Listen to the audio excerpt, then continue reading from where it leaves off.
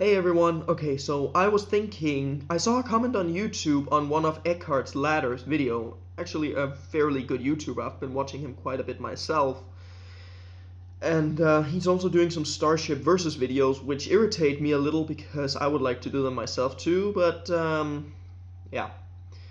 He's actually really good and he's really nice and everything. I have been talking to him, personally, I just find that he's a little bit too rushing through his videos. I mean, he goes through them a bit too fast. He doesn't put in enough facts, and he doesn't highlight enough of the amount of weapons, and, either that or I'm just slow. Well, sorry, that was just a main little critique towards Eckhart's Ladder, because he's a really good YouTuber, and I watch his videos too myself, and sometimes I also do get some help from there to make my own versus videos along with my other research. I also have some other researches almost done and 2 other versus videos, but we'll see about that. Actually, this video here is about, you've probably read the title already. Well, this video is actually about the 5, or should I say 6 different common types of weapons on starships in the Star Wars universe. The 6 weapons are point defense cannons, concussion missiles, proton torpedoes, laser cannons, turbolaser cannons, and ion cannons. Those are the 6 main weapons. We also have something called mega masers, mass drivers, and such, and I might be getting into that, but we'll see by the end of this video. This is a one take because everything else of my equipment right now is pretty much yeah, let's just say it's not doing very well right now. Okay, so let's just start out with proton torpedoes. Proton torpedoes in themselves basically have the same function as they did from submarines and cruisers and destroyers during the Second World War. They're launched flying very, very slowly through space, or in World War II through the water, sailing very quickly through the water. Well, some would still say slow compared to other projectiles, but going very slow, and they're basically just punching through. It's a physical solid object, even in the Star Wars universe, that does I don't even want to come up with that word, but it does a heck of a lot of damage. I mean, that literally blasts that section of the ship into oblivion. Just to come up with an Obi-Wan reference. They're very slow, but very, very, very powerful, if they can manage to hit, that is. Fortunately, proton torpedo launchers and proton torpedoes in Star Wars usually have tracking systems, so they know where to hit, even if the ship is moving. But again, fighters and even corvettes, even some capital ships, are capable of outrunning proton torpedoes. But if they hit, they do massive damage.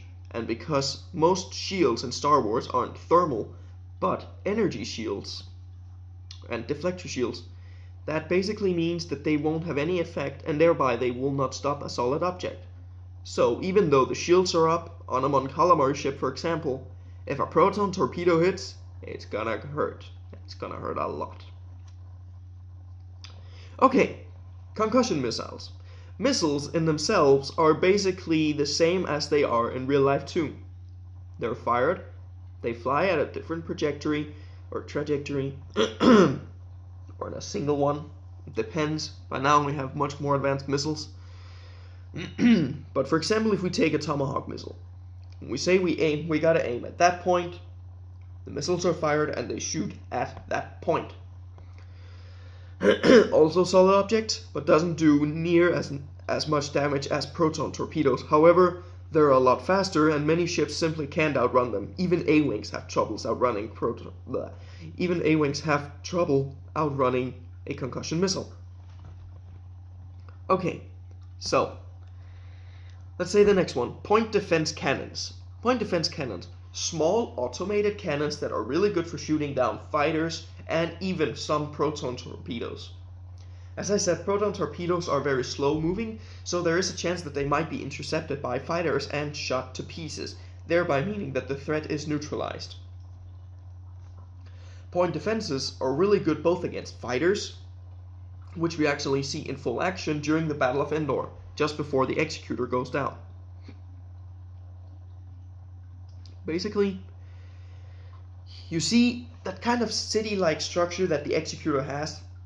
You see an X-wing and an A-wing flying through there. The X-wing is behind the A-wing, obviously, and is shot into pieces. Right after that, you see the A-wing coming in this way and into the cockpit of the command bridge of the executor.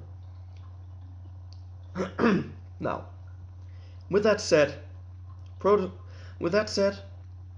it's basically like in the Second World War, anti-fighter protection, AA, basically. They shoot a heck of a lot. And usually they hit their targets, because they also have very advanced automated computer systems that will target the biggest threat first. But there is always some that manage to come through. Like the A-Wings, for example. The A-Wings were so fast that they were even capable of outrunning and outmaneuvering the point defense cannons. X-Wings had a harder time doing so, especially Y-Wings. So that was 3. Now we have laser cannons. Laser cannons aren't actually laser. They're plasma. And the same goes for turbolasers. The funny thing about it is that every time someone says laser in Star Wars, and I know I do it myself because that's what they're called, but in all actual reality, it's plasma. And every time someone says, especially, it's the same with lightsabers, especially every time someone says laser sword, I basically feel like strangling myself.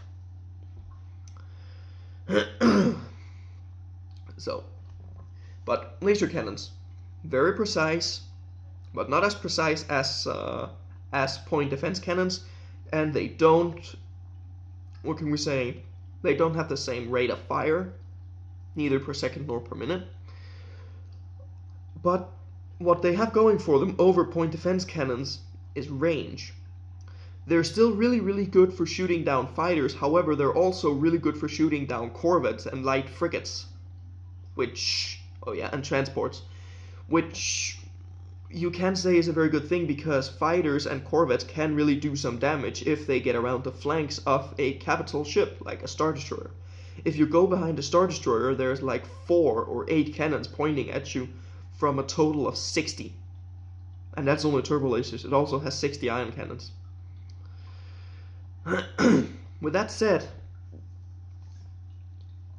laser cannons have a lot longer range than the point defenses. They are not exactly as precise. Maybe I would say they have about 80 to 85% of the precision of point defenses. And they pack a lot more punch per shot than the point defenses.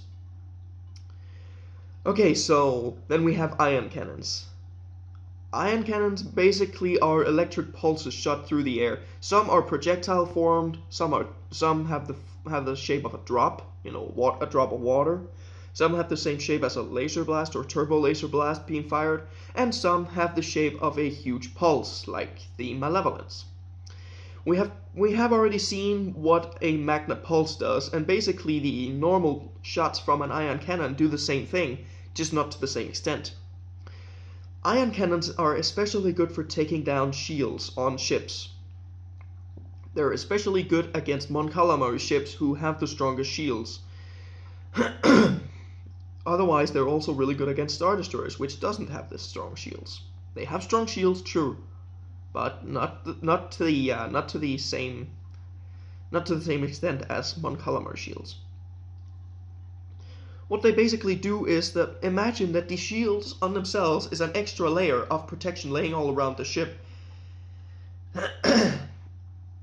Fighters like the X-Wings and A-Wings were actually small enough to fly in through the deflector shield. Flying through the deflector shield, laying under the deflector shield, between the hull of a Star Destroyer. Imagine this being the hull, imagine this being the deflector shield. They actually... the deflector shield was a protective layer laying around, because remember, these plasma blasts were incredibly hot. They had insane high temperatures. They were powered by Tabana gas, by the way, just before they came out of their respective cannons. The problem was that problem with ion cannons especially is that every time you shoot at a ship, you don't do any major damage to the ship itself, but you do some damage to the shield generators and the shields themselves. Once you hit the shield with an ion cannon blast, you punch a hole in that shield. That means that the shield generator now has to crank out that bit more power to cover the hole that you just made in the shield. And the more you fire on the shield, especially with ion cannons, the more the shield generator has to have energy to produce some more, and it can only produce so and so much before it overheats, shuts down, has to cool off, and can then regenerate the shield once again. With that said, the pulse, on the other hand, that expands when it fires like the Malevolence, it destroys all the electronic systems, all electric, everything. It renders the ship completely dead in space. Of course, still depending on the size, I would say that if it comes to an executor, it would have a hard time with blast from the Malevolence. However, you could argue, and I would argue, that it would not cripple the entire ship. It sure would do some damage, and the executor would no doubt have a challenge. Especially if it was hit from the nose. Imagine this being the nose. Especially if the pulse just came in like this and completely covered the ship. The fact of the matter is, an ion cannon is very good for taking down shields and electric systems, but a pulse is the best one for doing both those things, whereas the electric systems mostly still work, even under a full ion cannon barrage. The ion cannons themselves don't do any hull damage, they only do damage to the electrics and the shields. Okay, turbolasers, the big guys in the room. Turbolasers are huge and heavy. Compare the turbolasers to the main armament of Second World War battleships. The HMS Prince of Wales of the King George V class, the Bismarck class, the North Carolina, South Dakota, Yamato, Iowa class, you name it. All those big guns, they weren't very precise, and they were also fairly slow moving. The projectiles were fairly slow moving. However, when they hit, they did massive amount of damage. However, those were still using the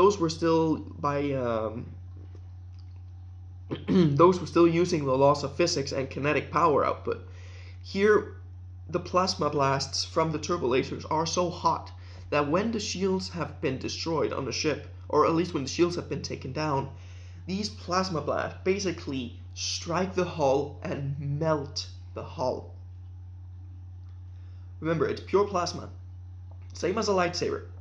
We see what happens in The Phantom Menace, where Qui-Gon Jinn sticks his lightsaber through the blast door. Basically, that is what happens when a shield is down on a ship and a turbolaser blast hits.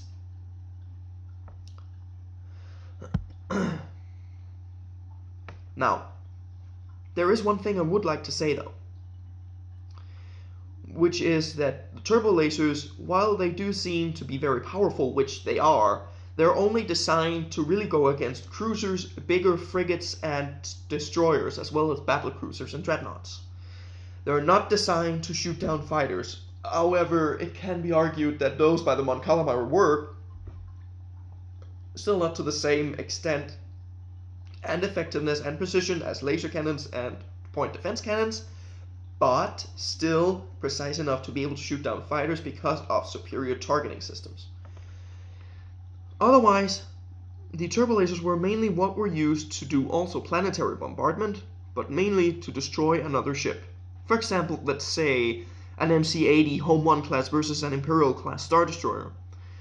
While the Imperial Star Destroyer is vastly outnumbering the amount of weapons on an MC-80 Home 1, the MC-80 Home 1 has much stronger shields and superior targeting. And what is the major weakness of an Imperial Star Destroyer?